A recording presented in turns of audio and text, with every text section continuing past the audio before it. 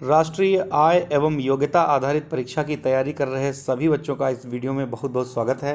साथ ही साथ अन्य परीक्षाओं की तैयारी कर रहे छात्रों का भी इस वीडियो में बहुत बहुत स्वागत है। बच्चों, इस वीडियो को लेकर के हम आए हैं, ये है प्रैक्टिस सेट नंबर 6। इससे पहले हम 5 प्रैक्टिस सेट और अन्य वीडियोज़ अपलोड कर चुके हैं। अगर आपने इन वीडियोज़ को अभी तक नहीं देखा है तो आप प्लीज़ इन वीडियोज़ को आप देख लीजिए और दूसरों को शेयर कीजिए। बच्चों, ये आपके एग्ज़ाम के लिए बहुत ही हेल्पफुल साबित होंगे, जिससे कि आप परीक्षा को पास कर सकेंगे।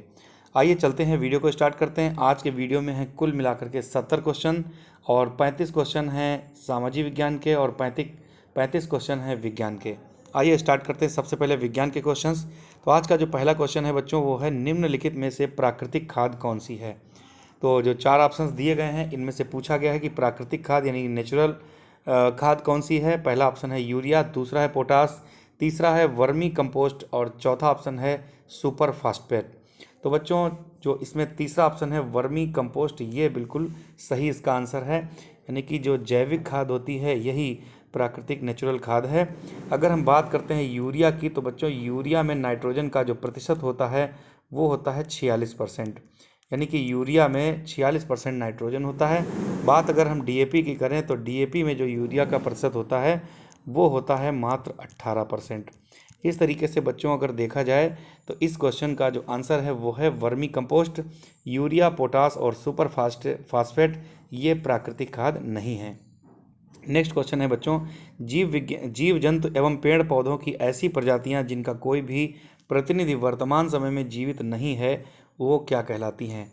तो ऐसे जीव जंतु और पेड़ पौधे जिनकी प्रजातियां का इनका कोई भी वर्तमान प्रतिनिधि जीवित नहीं है, तो ऐसी प्रजातियां कहलाती हैं। पहला ऑप्शन है संकटासन्न, दूसरा है विलुप्त, तीसरा है प्राकृतिक आवासों में विलुप्त और चौथा है विशेष क्षेत्रीय। तो बच्चों, इसका जो सही आंसर है वो है ऑप्शन नंबर 2, विलुप्त यानी कि गायब। तो ये जो है इसका सही आंसर हो जाएगा।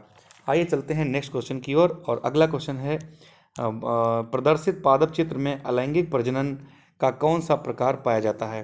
तो बच्चों, प्रजनन का जो अलैंगिक प्रजनन का प्रकार पाया जाता है, ये चित्र बना हुआ है, इसको हम देख सकते हैं। 2 भागों में ये जो है विखंडन इसका हो जाता है।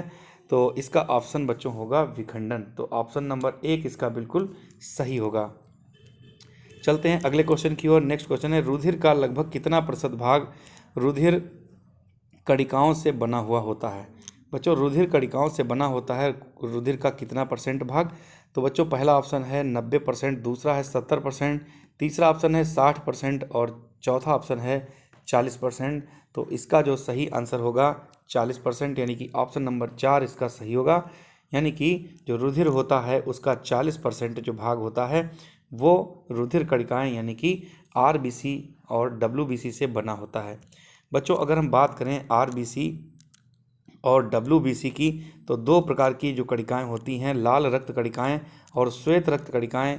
इनमें अगर देखा जाए तो जो लाल रक्त कणिकाएं होती हैं इनका बच्चों कार्यकाल होता है 120 दिन, 100 से लेकर के 120 दिन तक कार्यकाल होता है। जबकि जो डब्ल्यूबीसी हैं इनका 12 से लेकर के 20 दिन तक कार्यकाल होता है। बच्चों, अगर हम आरबीसी का फुल फॉर्म बताएं तो इसका हो जाएगा रेड ब्लड सेल्स। दूसरी तरफ डब्ल्यूबीसी का फुल फॉर्म होता है वाइट ब्लड सेल्स। इस तरीके से बच्चों ये क्वेश्चन कंप्लीट होता है। नेक्स्ट क्वेश्चन है सर्दी जुकाम का संचरण करने वाला वायरस कौन सा है। सर्दी जुकाम का संचरण करने वाला जो वायरस है कौन सा है। पहला ऑप्शन देख लेते हैं, वेरिसेला जोस्टर, दूसरा है राइनो वायरस, तीसरा है पोलियो वायरस, चौथा है ह्यूमन इम्यूनो वायरस। तो इसका बच्चों दूसरा ऑप्शन बिल्कुल सही है, राइनो वायरस। इसके कारण ही सर्दी जुकाम हो जाता है। नेक्स्ट क्वेश्चन है बच्चों, पादपों में जल का परिवहन किसके द्वारा होता है। कोई भी पौधा होता है उसमें जो है जल का जो परिवहन होता है वो किसके द्वारा होता है, ये आप सब देख सकते हैं। पहला ऑप्शन है जाइलम के द्वारा, दूसरा है फ्लोएम के द्वारा, तीसरा है रंध्रों के द्वारा और चौथा है पत्तियों के द्वारा। तो बच्चों, जल का जो परिवहन होता है वो जाइलम के द्वारा होता है, इसलिए इसका पहला ऑप्शन बिल्कुल सही होगा।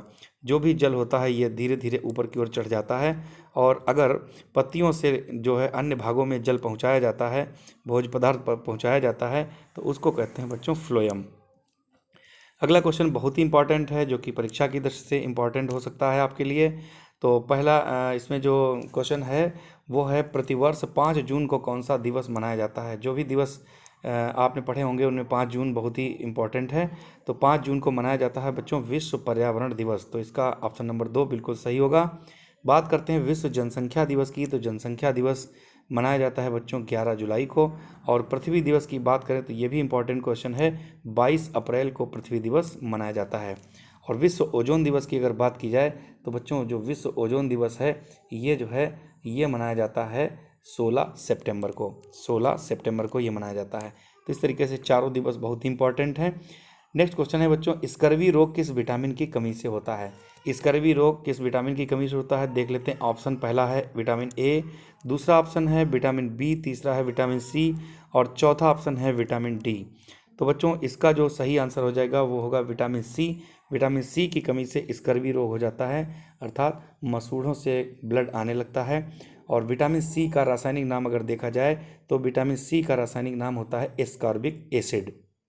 बच्चों विटामिन ए का जो रासायनिक नाम होता है रेटिनॉल और विटामिन डी का रासायनिक नाम होता है कैल्सीफेरॉल। विटामिन ए की अगर हम बात करें तो विटामिन ए पाया जाता है गाजर में, और विटामिन ए की कमी से जो रोग हो जाता है उसे कहते हैं रतौंधी, यानी कि रात में सही से नहीं दिखाई पड़ना। बच्चों विटामिन डी की बात करें तो विटामिन डी सूर्य की किरणों से मिलता है और इसकी कमी से जो रोग हो जाता है सूखा रोग, सुखंडी या फिर रिकेट्स। आगे बढ़ते हैं। नेक्स्ट क्वेश्चन है बच्चों, निम्नलिखित में किस अंग का की भीतरी सतह पर रसांकुर पाए जाते हैं? तो बच्चों भीतरी सतह पर रसांकुर किस में पाए जाते हैं ये देख लेते हैं। आमाशय है, दूसरा है क्षुद्रांत, तीसरा है वृहदांत, चौथा है अग्नाशय। तो बच्चों जो इन 4 ऑप्शंस में से सही आंसर होगा वो होगा क्षुद्रांत, इसमें रसांकुर पाए जाते हैं। आगे बढ़ते हैं बच्चों। नेक्स्ट क्वेश्चन है, निम्नलिखित में से कौन सा हार्मोन हमारे रुधिर में कैल्शियम स्तर को नियंत्रित करता है? यानी कि कौन सा हार्मोन होता है जो कि हमारे शरीर में कैल्शियम स्तर को नियंत्रित करता है? पहला ऑप्शन है पैराथायराइड हार्मोन, दूसरा है थाइमोसिन हार्मोन, तीसरा है थायरॉक्सिन हार्मोन और चौथा है एड्रिनल हार्मोन। तो बच्चों इसका जो सही आंसर हो जाएगा पैराथायराइड हार्मोन, यानी कि ऑप्शन नंबर 1 बिल्कुल इसका सही होगा।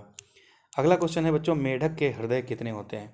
मेढक के हृदय में होता है मेढक के हृदय में होते हैं। तो मेढक के हृदय में क्या होता है? 4 ऑप्शन है, 1 अलिंद 1 निलय, दूसरा है 1 अलिंद 2 निलय, तीसरा है 2 अलिंद 1 निलय और चौथा ऑप्शन है 2 अलिंद 2 निलय। तो बच्चों इसका जो सही आंसर होगा ऑप्शन नंबर 3 सही होगा, 2 अलिंद और 1 निलय। आगे बढ़ते हैं। नेक्स्ट क्वेश्चन है, मछलियों में पानी में तैरने या फिर गति करने के लिए कौन से अंग सहायता करते हैं? यानी कि जो मछलियां होती हैं जब वो पानी में तैरती हैं ये और गति करती हैं तो उसके लिए कौन सा अंग सहायता करता है? तो पहला ऑप्शन है गलफड़े, दूसरा है सल्क, तीसरा है फिन्स और चौथा है फुफ्फुस। तो पहला ऑप्शन इसका बिल्कुल सही है, गलफड़े जो होते हैं वो तैरने या फिर गति करने में सहायक होते हैं। आगे बढ़ते हैं। नेक्स्ट क्वेश्चन है, जोंक किस अंग से श्वसन करती है? तो बच्चों जोंक जो होती है ये किस अंग से श्वसन करती है? पहला ऑप्शन है फुफ्फुस, दूसरा है त्वचा, तीसरा है गलफड़े और चौथा है श्वास प्रणाल। तो बच्चों इसका जो सही आंसर हो जाएगा वो होगा ऑप्शन नंबर 2 त्वचा। तो जोंक जो होती है वो त्वचा से श्वसन करती है। अगला क्वेश्चन है बच्चों, निम्न में वक्षी कंकाल का क्या भाग है? वक्षी कंकाल का भाग क्या है? पहला ऑप्शन है खोपड़ी, दूसरा है फीमर, तीसरा है पसली और चौथा है श्रोणि मेखला। तो बच्चों इसका जो सही आंसर हो जाएगा ऑप्शन नंबर 3 पसली। वक्षीय कंकाल का जो भाग है वो होता है पसली। बात करते हैं खोपड़ी की। तो बच्चों खोपड़ी में जो कुल मिलाकर हड्डियों की संख्या होती है कुल मिलाकर के 28 होती है, जिसमें कुल 14 हड्डियां ऐसी होती हैं जो कि चेहरे में होती हैं। तो 28 हड्डियां खोपड़ी में होती हैं। अगर हम पसलियों की बात करें बच्चों तो ये 12 जोड़ी होती हैं, यानी कि 24। और अगर हम बात करें फीमर की तो फीमर बच्चों ये जो है मनुष्य के शरीर की सबसे बड़ी सबसे लंबी हड्डी है जो कि जांघ में होती है, इसको उरु के नाम से भी जानते हैं। बच्चों अगर मांसपेशियों की बात करें तो कुल मिलाकर 639 मांसपेशियां मनुष्य के शरीर में होती हैं, लगभग 700 के आसपास। अगला क्वेश्चन है, वन में सड़े गले मृत जीवों से अपना भोजन प्राप्त करके प्राकृतिक आवासों को स्वच्छ रखने का कार्य कौन करता है? पहला ऑप्शन है जरख, दूसरा है भेड़िया, तीसरा है जंगली सुअर और चौथा ऑप्शन है सियार। तो बच्चों इसका जो सही आंसर हो जाएगा ऑप्शन नंबर 3 जंगली सुअर जो होता है ये वन में सड़े गले मृत जीवों से अपना भोजन प्राप्त करता है और प्राकृतिक आवासों को स्वच्छ रखने का कार्य करता है। बच्चों अगर आपने हमारे किसी भी वीडियो को अब तक नहीं देखा है तो प्लीज़ वीडियो को जरूर देखिएगा और दोस्तों को शेयर कीजिएगा। चलते हैं। नेक्स्ट क्वेश्चन है, वायु उदाहरण है। वायु किसका उदाहरण है? पहला ऑप्शन है मिश्रण, दूसरा है लवण, तीसरा ऑप्शन है अम्ल और चौथा ऑप्शन है क्षारक। तो इसमें बच्चों पहला ऑप्शन सही है, वायु जो होता है ये मिश्रण होता है। नेक्स्ट क्वेश्चन है ठोस गर्म करने पर वाष्प उपरोक्त प्रक्रिया है या फिर ठंडा करने पर वाष्प उपरोक्त प्रक्रिया है। आइए देख लेते हैं। पहला ऑप्शन है अपकेंद्रण, दूसरा है ऊर्ध्वपातन, तीसरा है वाष्पीकरण, चौथा है निस्यंदन। तो बच्चों इसका जो सही आंसर हो जाएगा वो होगा ऑप्शन नंबर 3 वाष्पीकरण।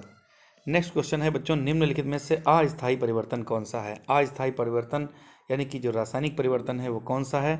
तो लोहे पर जंग लगना, दूध से दही बनना, टायर का जलना या फिर बर्फ़ का पिघलना। इनमें से जो अस्थायी परिवर्तन है वो है बर्फ़ का पिघलना। हालांकि ये रासायनिक परिवर्तन है। दूध से दही बनना, लोहे पर जंग लगना, ये भी रासायनिक परिवर्तन है, लेकिन यहाँ पर अस्थायी परिवर्तन पूछा गया है तो ऑप्शन है बर्फ़ का पिघलना। नेक्स्ट क्वेश्चन है लवण के जलीय विलयन विद्युत के क्या होते हैं। यहाँ पे खाली जगह है तो आप देख सकते हैं यहाँ पे क्या हो सकता है। लवण के जलीय विलयन विद्युत के क्या होते हैं, सुचालक होते हैं या फिर कुचालक, उदासीन होते हैं या फिर अर्धचालक होते हैं। तो बच्चों इसका जो सही आंसर हो जाएगा ऑप्शन नंबर 2 कुचालक। तो लवण जो होते हैं वो जलीय विलयन विद्युत के कुचालक होते हैं।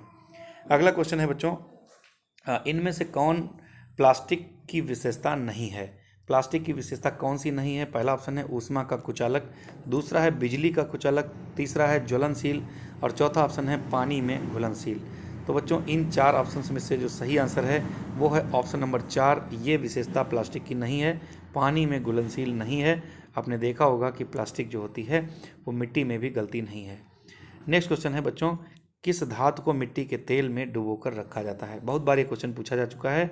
कौन सी धातु ऐसी है जो कि मिट्टी के तेल अर्थात केरोसिन में डुबोकर के रखी जाती है। तो इसका ऑप्शन हो जाएगा 1 सोडियम। सोडियम को मिट्टी के तेल में डुबोकर रखा जाता है। अगला क्वेश्चन है बच्चों नेक्स्ट क्वेश्चन देख लेते हैं संश्लेषित रेशे का उदाहरण क्या है। संश्लेषित रेशे का जो उदाहरण है वो क्या है। पहला ऑप्शन है रुई, दूसरा रबड़, तीसरा गोंद और चौथा ऑप्शन है रेयान। तो बच्चों इसका जो सही आंसर हो जाएगा रेयान जो होता है ये संश्लेषित रेशे का उदाहरण है। अगला क्वेश्चन है बच्चों CaCO3 गर्म करने पर उपरोक्त अभिक्रिया को पूर्ण कीजिए। तो बच्चों CaCO3 को जब गर्म किया जाता है तो इनमें से कौन सा ऑप्शन सही हो जाएगा देख लेते हैं। पहला ऑप्शन इसका बिल्कुल सही होगा CaO + CO2, ये इसका आंसर हो जाएगा।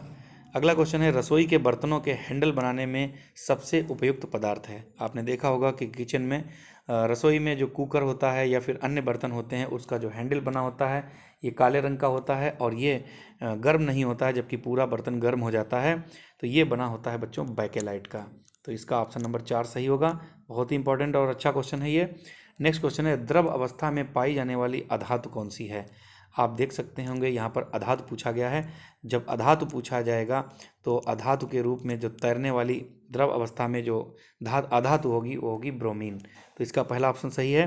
लेकिन जब पूछा जाएगा कि द्रव अवस्था में पाई जाने वाली धातु कौन सी है तो धातु के रूप में आंसर हो जाएगा आपका पारा। तो इस तरीके से ये क्वेश्चन बहुत ही इंपॉर्टेंट है, इसको हम स्टार दिए देते हैं। इसको आप लोग याद रखिएगा कि अधातु के रूप में पूछा जाए तो ब्रोमीन और अगर जो धातु के रूप में पूछा जाए तो इसका आंसर हो जाएगा, इसका आंसर होगा बच्चों ब्रोमीन। आइए अगला क्वेश्चन देखते हैं पथमापी से मापन होता है। पथमापी से काहे का मापन किया जाता है। तो बच्चों पथमापी से जो ऑप्शन इसमें दिए गए हैं पहला ऑप्शन है दूरी, दूसरा ऑप्शन है क्षेत्रफल और तीसरा ऑप्शन है आयतन, चौथा ऑप्शन है चाल। तो बच्चों इन 4 ऑप्शंस में से जो सही आंसर हो जाएगा ऑप्शन नंबर 1 होगा दूरी। पथमापी से मापन किया जाता है दूरी से। आगे बढ़ते हैं। नेक्स्ट क्वेश्चन है नियत चाल से गति करने वाली वस्तु की दूरी समय ग्राफ में निम्नलिखित में से कौन सा है। तो नियत चाल से गति करने वाली वस्तु की दूरी समय ग्राफ निम्नलिखित में से कौन सा, इन 4 ऑप्शंस में से कौन सा सही है। तो इसका ऑप्शन नंबर 2 सही है। ये जो है इसका ऑप्शन सही हो जाएगा। आइए आगे बढ़ते हैं। नेक्स्ट क्वेश्चन है दाब का मात्रक क्या है। तो बच्चों दाब का जो मात्रक है इनमें से कौन सा ऑप्शन सही है। न्यूटन, केल्विन, पास्कल या फिर जूल। कई बार क्वेश्चन को हम बता चुके हैं आपको। इसका ऑप्शन सही है ऑप्शन नंबर 3 पास्कल। दाब का मात्रक होता है पास्कल। आगे बढ़ते हैं इंद्रधनुष बनने की परिघटना क्या कहलाती है। ये भी क्वेश्चन रिपीटेड है। इंद्रधनुष बनने की जो परिघटना होती है वो कहलाती है विक्षेपण। तो इसका ऑप्शन नंबर 4 बिल्कुल सही होगा। बच्चों अगर हम बात करते हैं इंद्रधनुष की तो इंद्रधनुष में बच्चों 7 रंग होते हैं, बैगनी, नीला, इस तरीके से इसकी जो ट्रिक है, बैनी आह पीनाला, आप इसको लिख लीजिए, बैनी आह पीनाला। तो इस तरीके से इसमें बैगनी रंग होगा, नीला रंग होगा, उसके बाद में आसमानी होगा, हरा होगा, पीला होगा, नारंगी होगा और लाल होगा। इस तरीके से अगर पूछा जाता है कि इंद्रधनुष में बीज का रंग कौन सा है, तो आपका आंसर होना चाहिए हरा। बीज का जो रंग हो रहा होता है, बीज का जो रंग होता है वो हरा होता है।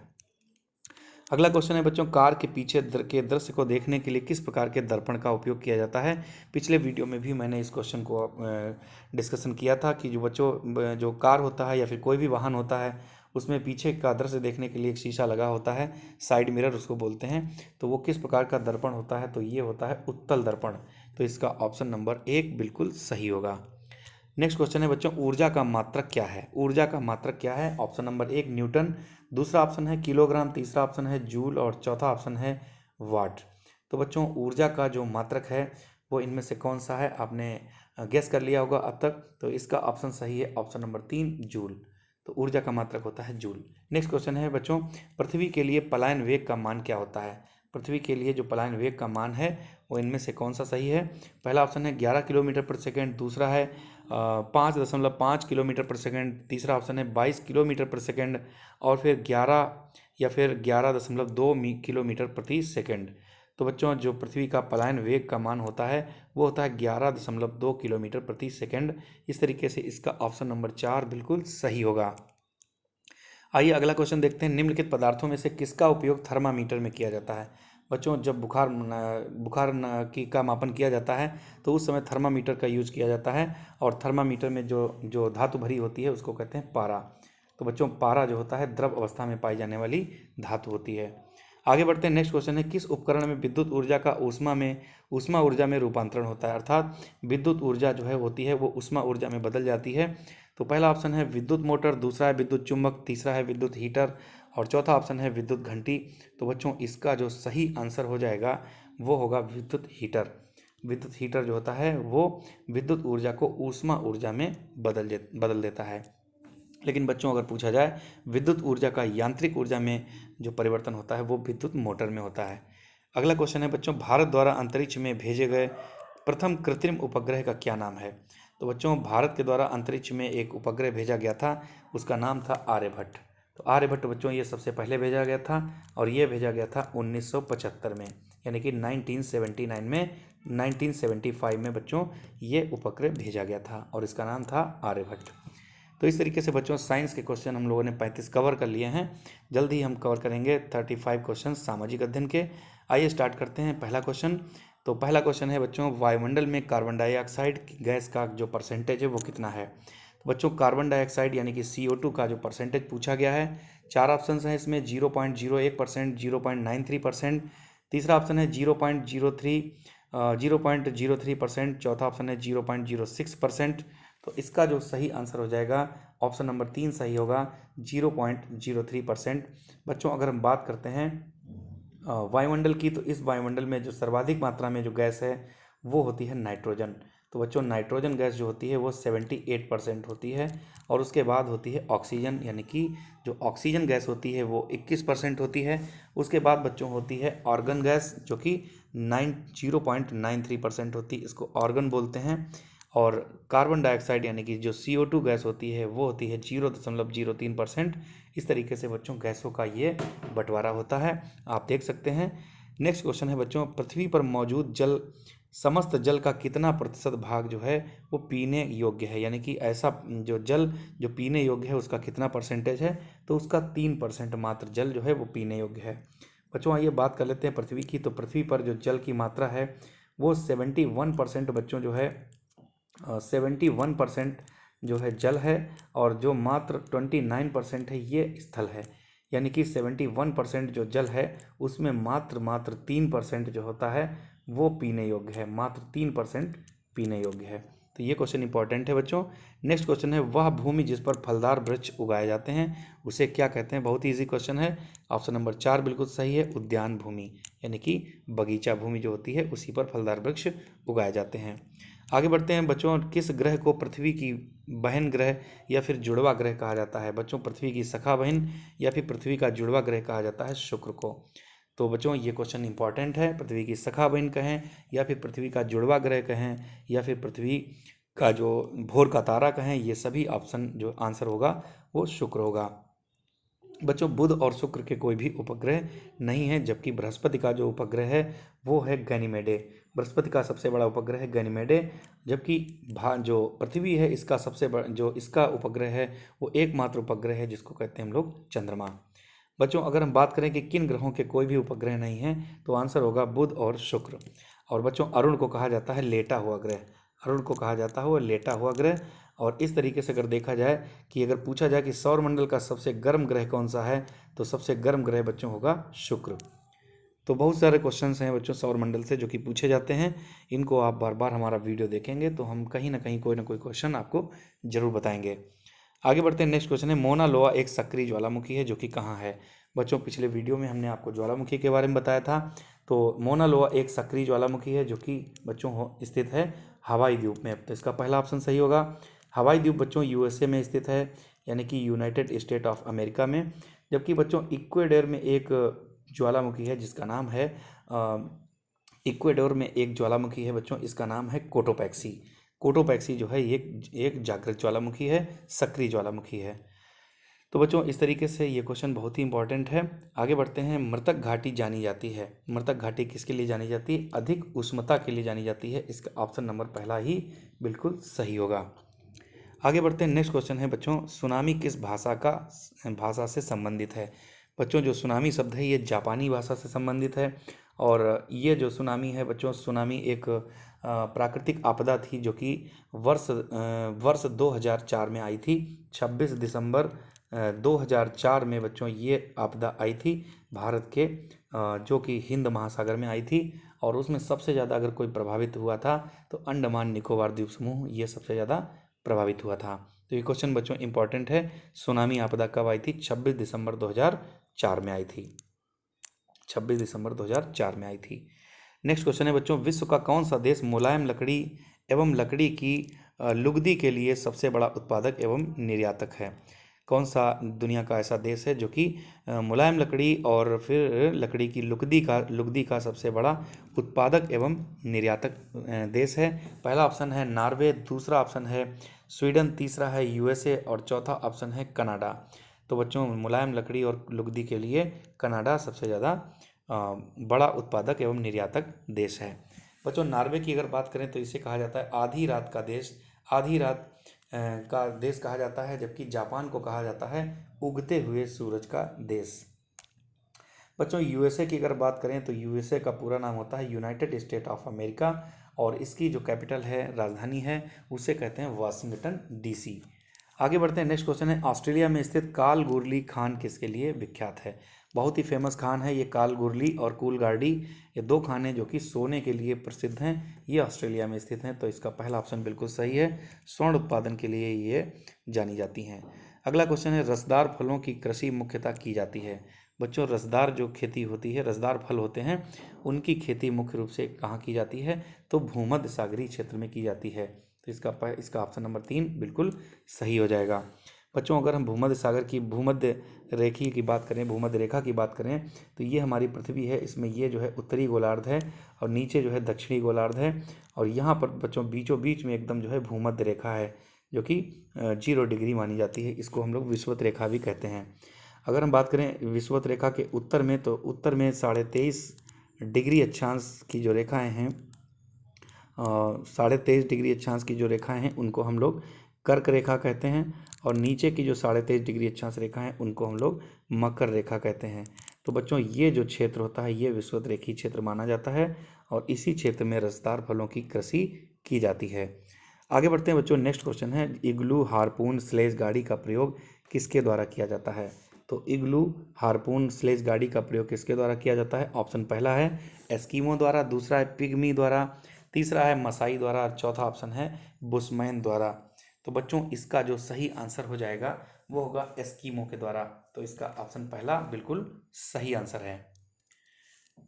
तो नेक्स्ट क्वेश्चन बच्चों देखते हैं 137। भारत का दक्षिणतम बिंदु कौन सा है? तो ये भी क्वेश्चन बहुत ही इंपॉर्टेंट है। पहला ऑप्शन है किविथु अरुणाचल प्रदेश, दूसरा है गौरमोता गुजरात, तीसरा है इंदिरा पॉइंट ग्रेट निकोबार और चौथा है सियाचिन ग्लेशियर जम्मू कश्मीर। बच्चों इसका जो सही आंसर है पहले हम लोग देख लेते हैं। ऑप्शन नंबर 3 इसका बिल्कुल सही है।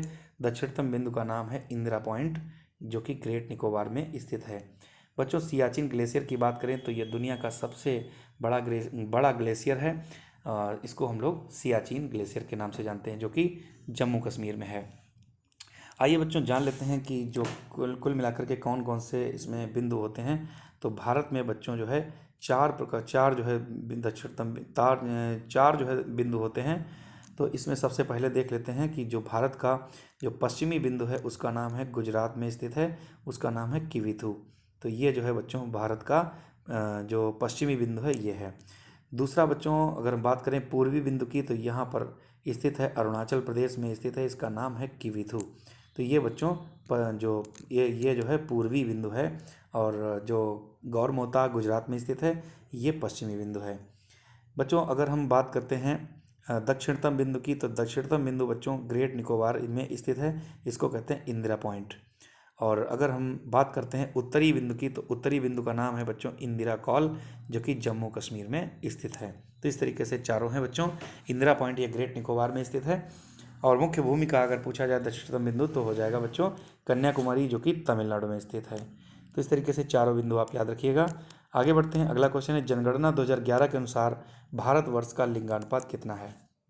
बच्चों भारत की जनगणना से भी कुछ क्वेश्चन पूछे जाते हैं। तो सबसे पहले अगर इतिहास की बात करें तो 1872 में बच्चों लॉर्ड मेयो के द्वारा इसकी शुरुआत की गई थी। जनगणना की जो शुरुआत थी भारत में इसकी शुरुआत की गई थी 1872 ईस्वी में और ये इसने शुरुआत की थी लॉर्ड मेयो के द्वारा। बच्चों अगर इसके बाद बात करें नियमित जनगणना जो कि हर 10 साल के बाद होती है तो ये शुरू हुई थी 1881 ईस्वी में। 1881 में लॉर्ड रिपन के द्वारा नियमित जनगणना शुरू की गई थी जो कि हर 10 साल के बाद में जनगणना होती थी। तो इस तरीके से बच्चों 1881 के बाद में 1891 और 91 के बाद में 2001 और 2001 के बाद में बच्चों 2011 की जनगणना हुई थी और 11 के बाद में 2021 में जनगणना होनी थी। लेकिन बच्चों कोरोना काल के कारण ये जनगणना अभी भी विलंबित है, यानी कि अभी तक ये जनगणना पूरी नहीं हो पाई है। तो बच्चों आइए जान लेते हैं वर्ष 2011 की जो जनगणना थी उसमें भारत का जो लिंगानुपात था। तो इसमें जानेंगे लिंगानुपात क्या होता है। लिंगानुपात बच्चों होता है पुरुषों की संख्या पर महिलाओं की संख्या कितनी है। तो कुल मिलाकर के अगर देखा जाए तो अगर 1000 पुरुष हैं तो उसमें 943 यानी 943 ये जो है महिलाओं की संख्या है। यही बच्चों भारत का लिंगानुपात है। अगर हम यूपी के लिंगानुपात की बात करें तो यूपी का जो लिंगानुपात है वो है बच्चों 912, ये 1000 पर निकाला जाता है। तो इस तरीके से आप यूपी का भी लिंगानुपात याद रखिएगा। तो बच्चों नेक्स्ट क्वेश्चन की ओर चलते हैं। निम्नलिखित में तिब्बत में ब्रह्मपुत्र नदी को किस नाम से जाना जाता है। तो बच्चों तिब्बत में ब्रह्मपुत्र नदी को जाना जाता है सांगपो या सांपू के नाम से। तो इसका पहला ऑप्शन बिल्कुल सही होगा। अगर हम बात करें दुनिया की सबसे लंबी नदी की तो दुनिया की सबसे जो लंबी नदी है उसका नाम है बच्चों नील नदी जो कि अफ्रीका में स्थित है, मिस्र अफ्रीका में स्थित है। अगर हम भारत की बात करें तो भारत में जो सबसे लंबी नदी है उसका नाम है गंगा नदी। तो गंगा नदी बच्चों भारत में 2525 किलोमीटर की है जो कि सबसे लंबी नदी है। ये उत्तराखंड के गौमुख हिमानी से निकलते हुए और उत्तराखंड से होते हुए उत्तर प्रदेश में घुसती है और उत्तर प्रदेश में बिजनौर ज़िले से ये प्रवेश करती है और धीरे धीरे ये उत्तर प्रदेश से गंगा नदी जो है ये बिहार की ओर प्रस्थान करती है और उसके बाद पश्चिम बंगाल होते हुए ये बंगाल की खाड़ी में गिर जाती है। तो गंगा नदी भारत की सबसे बड़ी नदी सबसे लंबी नदी है। अगर पूछा जाए कि भारत की सबसे चौड़ी यानी कि सबसे बड़ी नदी कौन सी है तो ये हो जाएगी बच्चों ब्रह्मपुत्र नदी। ये भारत में सबसे चौड़ाई वाली नदी है और इसका नाम होता है ब्रह्मपुत्र। ब्रह्मपुत्र नदी का नाम तिब्बत में सांगपो या सांपो नदी के नाम से जाना जाता है। यमुना नदी की अगर बात करें तो ये गंगा नदी की सबसे बड़ी सहायक नदी है यमुना नदी। यमुना नदी के किनारे जो शहर बसे हुए हैं उनमें दिल्ली है, आगरा है, ये शहर बसे हुए हैं। गंगा नदी के किनारे की अगर बात की जाए तो वाराणसी है, कानपुर है, फर्रुखाबाद है, पटना है, ये सभी गंगा नदी के, हरिद्वार है, ये सभी गंगा नदी के किनारे बसे हुए शहर हैं। नेक्स्ट क्वेश्चन है बच्चों देश के लिए राज्य में कॉफ़ी का सबसे ज़्यादा उत्पादन कहाँ किया जाता है। तो कॉफ़ी उत्पादन में सबसे ज़्यादा जो है कर्नाटक आगे है, आप सब जानते हैं कर्नाटक में कॉफ़ी का सबसे ज़्यादा उत्पादन होता है। यूपी की अगर बात करें तो गेहूँ, गन्ना, आलू, गेहूँ, गन्ना और आलू, इनमें जो है उत्तर प्रदेश का स्थान प्रथम स्थान है। मध्य प्रदेश की अगर बात करें तो दालों का सबसे ज़्यादा इसमें उत्पादन होता है, और साथ ही साथ में इसमें जो है सोयाबीन का सबसे ज़्यादा उत्पादन किया जाता है, इसीलिए इसको सोया स्टेट भी कहा जाता है। जम्मू कश्मीर की अगर बात करें तो कश्मीर में बच्चों केसर का उत्पादन सबसे ज़्यादा किया जाता है। चलते हैं अगले क्वेश्चन की ओर। चाणक्य अपने बचपन में किस नाम से जाने जाते थे? तो बच्चों चाणक्य का बचपन में नाम था विष्णुगुप्त, तो इनका ऑप्शन नंबर 2 सही हो जाएगा। विष्णुगुप्त के नाम से जाने जाते थे चाणक्य। अगला क्वेश्चन है बच्चों, भारत में आने वाला प्रथम मुस्लिम आक्रमणकारी कौन था? तो भारत में आने वाला पहला जो मुस्लिम शासक था उसका नाम था बच्चों मोहम्मद बिन कासिम। मोहम्मद बिन कासिम ने 712 ईस्वी में भारत पर आक्रमण किया था। नेक्स्ट क्वेश्चन है बच्चों, इसी में बच्चों समझ लेते हैं कुतुबुद्दीन ऐबक की अगर हम बात करें तो कुतुबुद्दीन ऐबक ने गुलाम वंश की स्थापना की थी। और बच्चों अगर वास्तविक संस्थापक की बात करें तो वास्तविक संस्थापक था इल्तुतमिश। तो इस तरीके से गुलाम वंश भी बच्चों कंप्लीट होता है। आगे बढ़ते हैं, दीन ए इलाही किस शासक के द्वारा प्रारंभ किया गया था? बच्चों दीन ए इलाही जो प्रारंभ करने वाला शासक था वो मुगल शासक अकबर था, तो ये ऑप्शन नंबर 2 बिल्कुल सही हो जाएगा। आगे बढ़ते हैं, नेक्स्ट क्वेश्चन है, आदि ग्रंथ अथवा गुरु ग्रंथ साहिब का संकलन किसके द्वारा किया गया है? तो बच्चों आदि ग्रंथ या फिर गुरु ग्रंथ साहिब का जो संकलन किया था उनका नाम था गुरु अर्जुन देव, तो इसका ऑप्शन नंबर पहला बिल्कुल सही होगा। गुरु नानक देव की बात करें तो गुरु नानक देव ने सिख धर्म की स्थापना की थी, यानी कि सिख धर्म के जो संस्थापक थे उनका नाम था गुरु नानक देव। आगे बढ़ते हैं बच्चों, नेक्स्ट क्वेश्चन बहुत ही इंपॉर्टेंट है, सत्यमेव जयते ये शब्द किस उपनिषद से लिया गया है? तो बच्चों सत्यमेव जयते जो है ये मुंडक उपनिषद से लिया गया है, तो इसका ऑप्शन नंबर 1 बिल्कुल सही होगा। अगर आपसे पूछा जाए कि सत्यमेव जयते जो है किस ग्रंथ से लिया गया है, तो बच्चों ये हो जाएगा मुंडक उपनिषद से, और मुंडक उपनिषद बच्चों ऋग्वेद में दिया हुआ है। तो आगे बढ़ते हैं बच्चों, नेक्स्ट क्वेश्चन है, गौतम बुद्ध का जन्म स्थान क्या है? गौतम बुद्ध का जन्म स्थान पूछा जा रहा है बच्चों, तो गौतम बुद्ध का जो जन्म स्थान है ये था लुम्बिनी नेपाल में, तो इसका ऑप्शन नंबर पहला बिल्कुल सही हो जाएगा। और बच्चों अगर बात करें कि इनका जो परिनिर्वाण यानी कि इनका जो निधन हुआ था, इन्होंने अपने शरीर को त्यागा था कहाँ पर? तो कुशीनगर इसका आंसर हो जाएगा। और बोध गया में बच्चों इन्होंने ज्ञान प्राप्त किया था। तो इस तरीके से गौतम बुद्ध से संबंधित क्वेश्चन बहुत ही महत्वपूर्ण होते हैं। अगला क्वेश्चन है बच्चों, जयपुर नगर के संस्थापक कौन थे? तो बच्चों जयपुर नगर के जो संस्थापक थे उनका नाम था जयसिंह, तो ऑप्शन नंबर 1 बिल्कुल इसका सही होगा। अगला क्वेश्चन है बच्चों, भारत में व्यापार के लिए आने वाले प्रथम यूरोपीय कंपनी कौन थी? प्रथम यूरोपीय कंपनी बच्चों पूछी जा रही, सबसे पहले किस कंपनी के द्वारा शुरुआत की गई थी? तो बच्चों इसमें जो सही आंसर हो जाएगा ऑप्शन नंबर 1 बिल्कुल सही होगा। तो बच्चों अगर हम बात करते हैं भारत में आने वाले जो यूरोपीय थे उनका जो क्रम पूछा जाए तो हमारा आंसर क्या होगा? क्रम पूछा जा रहा है तो सबसे पहले पुर्तगाली आए थे, उसके बाद डच आए थे, उसके बाद अंग्रेज आए थे, फिर डेनिस आए थे, और उसके बाद जो आए थे उनका नाम था फ्रांसीसी। तो बच्चों सबसे लास्ट में जो आने वाले थे उनका नाम था फ्रांसीसी, और सबसे पहले आने वाले थे पुर्तगाली, और पुर्तगालियों में सबसे पहले जो आया था उसका नाम था वास्को डिगामा। ये बच्चों 1498 ईस्वी में इंडिया आया था। आगे बढ़ते हैं, नेक्स्ट क्वेश्चन है बच्चों, आनंद मठ उपन्यास की रचना किसके द्वारा की गई थी? तो आनंद मठ उपन्यास की जो रचना की थी बच्चों वो बंकिम बाबू ने की थी, अर्थात बंकिम चंद्र चटर्जी ने की थी, तो ये ऑप्शन नंबर 3 बिल्कुल सही होगा। तो बच्चों आनंद मठ में जो है वंदे मातरम लिखा हुआ है, आनंद मठ में वंदे मातरम लिखा हुआ है, जो कि अपने देश का राष्ट्रीय गीत है। बच्चों राष्ट्रीय गान की अगर हम बात करें तो जनगण मन रविन्द्रनाथ टैगोर जी के द्वारा लिखा गया था, रविन्द्रनाथ टैगोर जी के द्वारा जनगण मन लिखा गया था, जो कि गीतांजलि पुस्तक में दिया गया है। जबकि आनंद मठ की अगर बात करें तो आनंद मठ बंकिम चंद्र चटर्जी के द्वारा लिखित पुस्तक है, और उसी में वंदे मातरम जो कि हमारे देश का राष्ट्रीय गान है, ये राष्ट्रीय गीत है बच्चों। अगला क्वेश्चन बच्चों है, भारत का पहला वायसराय कौन था? तो भारत का जो पहला वायसराय था उसका नाम था बच्चों लॉर्ड कैनिंग, तो इस तरीके से ऑप्शन इसका पहला बिल्कुल सही होगा। बच्चों लॉर्ड डफरिन की अगर बात करें तो भारतीय राष्ट्रीय कांग्रेस की जब स्थापना हुई थी 1885 में भारतीय राष्ट्रीय कांग्रेस की स्थापना हुई थी, और इसके संस्थापक महोदय का नाम था एलन ऑक्टेवियस ह्यूम, यानी कि एलन A.O. ह्यूम के द्वारा भारतीय राष्ट्रीय कांग्रेस की स्थापना की गई थी बच्चों। और इसका पहला अधिवेशन हुआ था मुंबई में, मुंबई के गोकुलदास तेजपाल संस्कृत महाविद्यालय में इसका पहला अधिवेशन हुआ था, और उसकी अध्यक्षता की थी WC बनर्जी, अर्थात व्योमेश चंद्र बनर्जी के द्वारा इसका अधिवेशन की अध्यक्षता की गई थी। उस समय बच्चों लॉर्ड डफरिन का शासनकाल था। तो इस तरीके से लॉर्ड डफरिन के बारे में हमने आपको बता दिया है। तो भारत के जो पहले वायसराय महोदय थे उनका नाम था लॉर्ड कैनिंग। अगर हम बात करें लॉर्ड रिपन की बच्चों, तो लॉर्ड रिपन के द्वारा भारत में जो प्रेस एक्ट था उसका दमन किया गया था, यानी उसको समाप्त किया गया था। लॉर्ड लिटन के द्वारा ये लगाया गया था वर्नाक्यूलर प्रेस एक्ट, और जबकि वर्नाक्यूलर प्रेस एक्ट को रद्द करने वाला लॉर्ड रिपन था। बच्चों, लॉर्ड रिपन के समय में ही जो जनगणना थी वो नियमित जनगणना 1881 में प्रारंभ हो गई थी, जबकि जनगणना स्टार्ट करने वाला व्यक्ति लॉर्ड मेयो था 1872 में।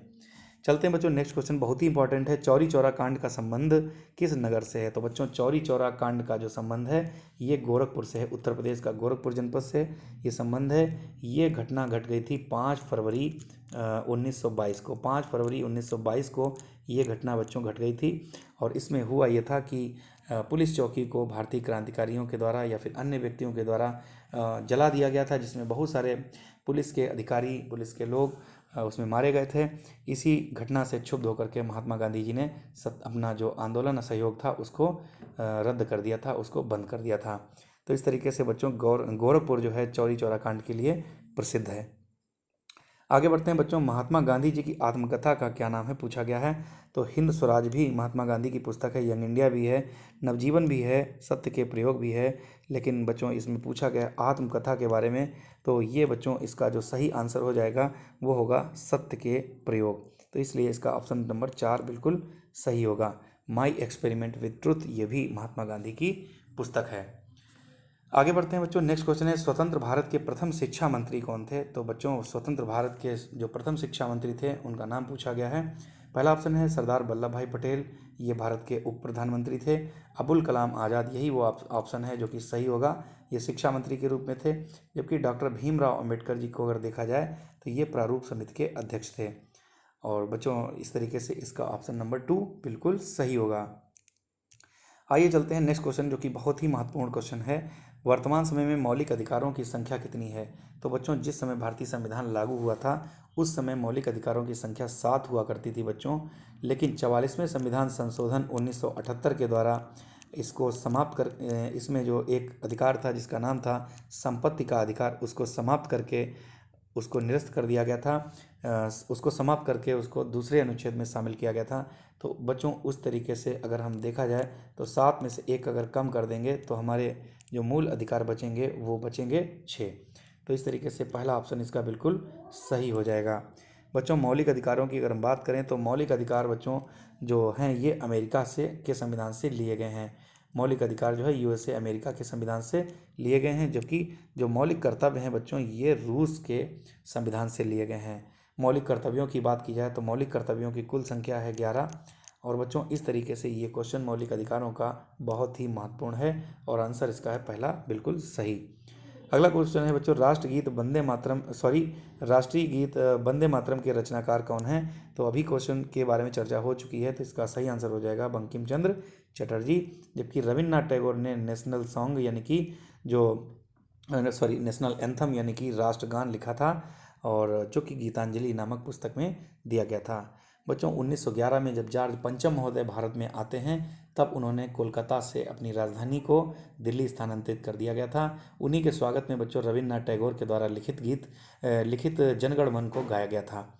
सबसे पहले और इसी बात से प्रसन्न होकर के खुश होकर के रविन्द्रनाथ टैगोर को बच्चों इन्होंने नोबेल प्राइज़ से सम्मानित कराया था, और ये जो है 1913 में इनको सम्मानित किया गया था। तो सबसे पहले 1913 में रविन्द्रनाथ टैगोर जी को नोबेल पुरस्कार दिया गया था, जो कि गीतांजलि के लिए दिया गया था।